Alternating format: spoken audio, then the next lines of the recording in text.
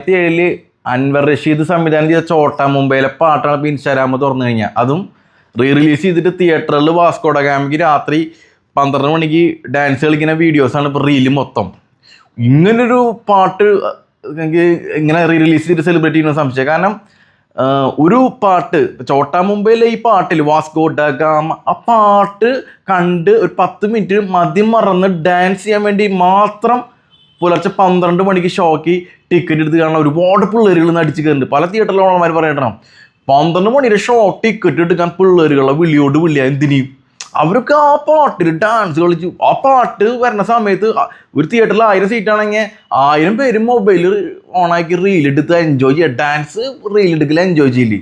ഇതുപോലൊരു ചരിത്രം ഉണ്ടോ മലയാള സിനിമയിൽ ഉണ്ടെന്ന് സംശയം. കാരണം ഒരു റീ റിലീസ് വെച്ചിട്ട് ആ പാട്ടിനൊക്കെ ഡാൻസ് കളിക്കാൻ വേണ്ടി മാത്രം ടിക്കറ്റ് എടുത്ത് ക്രൗഡ് അടിച്ച് കയറാം. പടം കാണാം, പടം സൂപ്പറാണ്. പക്ഷെ അതിനേക്കാൾ എല്ലാവർക്കും ഒരു ആഗ്രഹം ആ പടത്തിന് ടിക്കറ്റ് എടുക്കുന്ന ഡാൻസ് ചെയ്യണം. എല്ലാ പാട്ടുകളും ഹിറ്റാണ്. പക്ഷെ വാസ്കോട്ട ഗാമ എന്ന് പറഞ്ഞ ഒരു എനർജറ്റിക് സാധനമാണല്ലോ, ഒരു ഭയങ്കര ഗൂസ് ബമ്പ്, നല്ലൊരു ഡൊപ്പമെന്റ് കേക്കുള്ള ഒരു പാട്ടാണ്.